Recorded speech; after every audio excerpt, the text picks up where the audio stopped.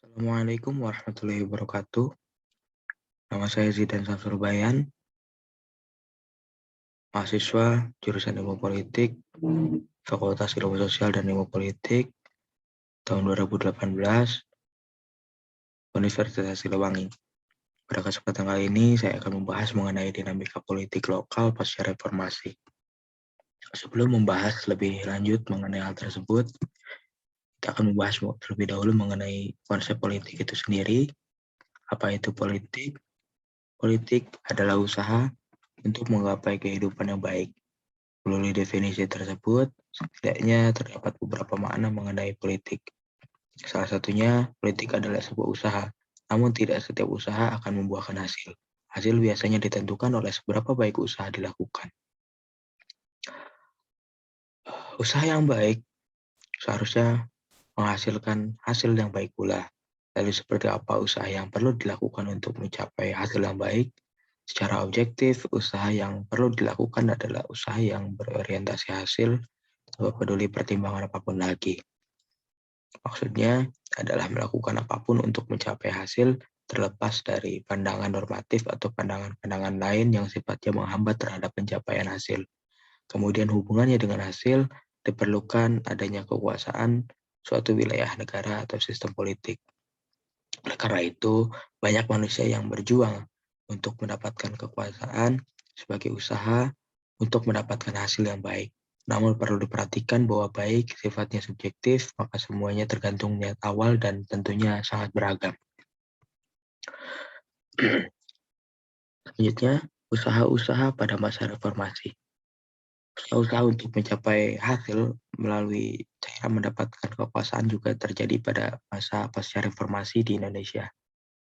Masa ini dipercaya ditandai dengan runtuhnya kekuasaan Presiden Soeharto pada 1998, tepatnya saat Presiden Soeharto mengundurkan diri dari jabatannya sebagai Presiden pada 21 Mei 1998 dan digantikan oleh wakilnya saat itu B.J. Habibie.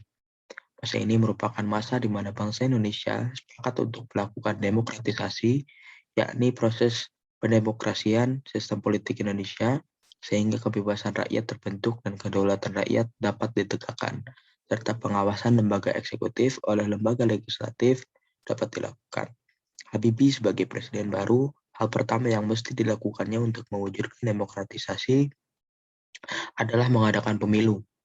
Maka dari itu, perlu dipersiapkan juga undang-undang yang mengatur mengenai pemilu dan undang-undang lain yang mendukung pelaksanaan pemilu bebas langsung di ranah pusat maupun daerah. Hal ini diharapkan dapat menghilangkan kesan dari masa lalu, di mana pemilu cenderung diatur oleh penguasa sehingga kedaulatan rakyat tidak terasa. Kemudian, sebagai bentuk dari upaya demokratisasi, maka pemerintah Indonesia menguatkan kebijakan desentralisasi sebagai bentuk perubahan dari masa sebelumnya yang lebih bersifat sentralistik. Desentralisasi dapat dimaknai penyerahan kekuasaan kepada organ-organ negara yang mandiri, dalam hal ini daerah-daerah bagian NKRI.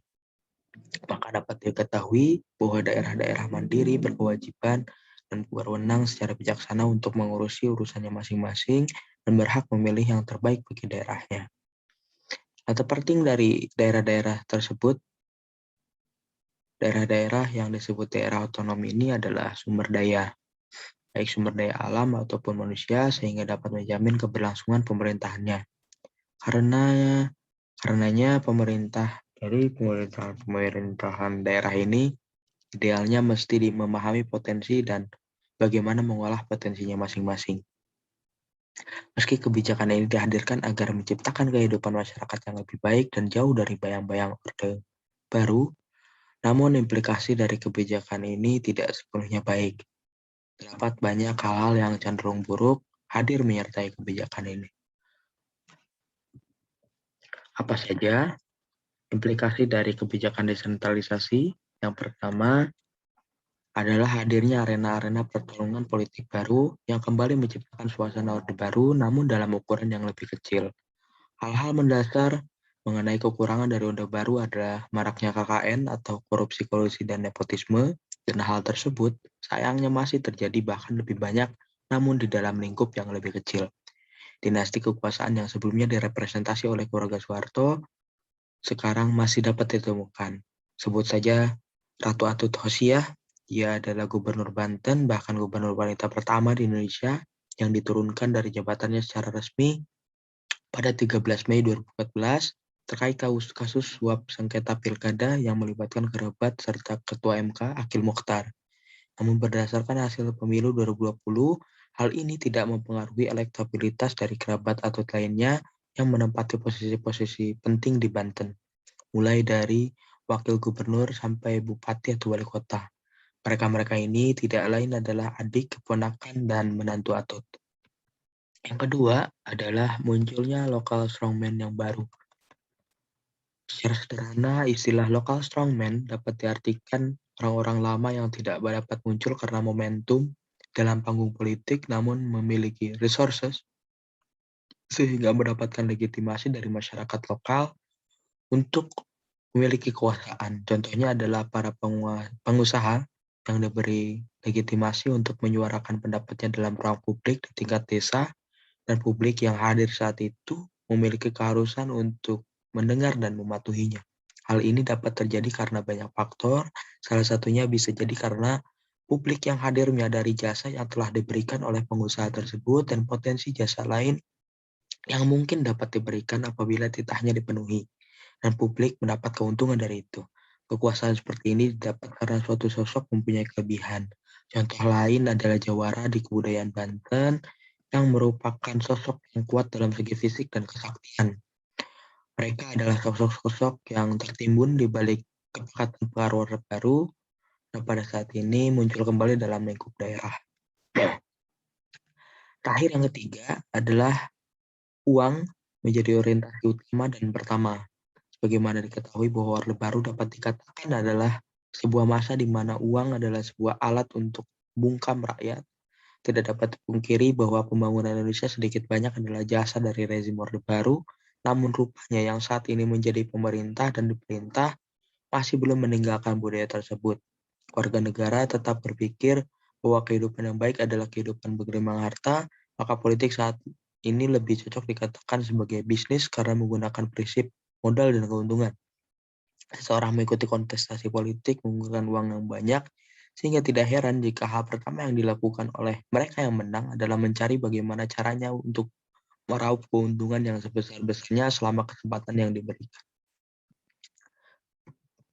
Ya, saya kira itu yang dapat saya sampaikan, dan berdasar apa yang telah tadi saya sampaikan, maka dapat disimpulkan bahwa masih terdapat masalah-masalah yang timbul dan tidak hilang pasca reformasi. Oleh karena itu perlu adanya peninjauan terhadap hal tersebut dan diharap dapat menemukan solusi tepat tentang bagaimana seharusnya sistem politik dan politik itu bekerja.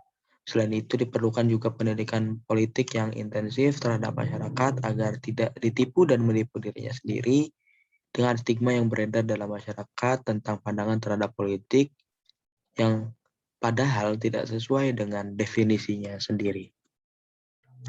Terima kasih. Mohon maaf atas segala kesalahan. Wassalamualaikum warahmatullahi wabarakatuh.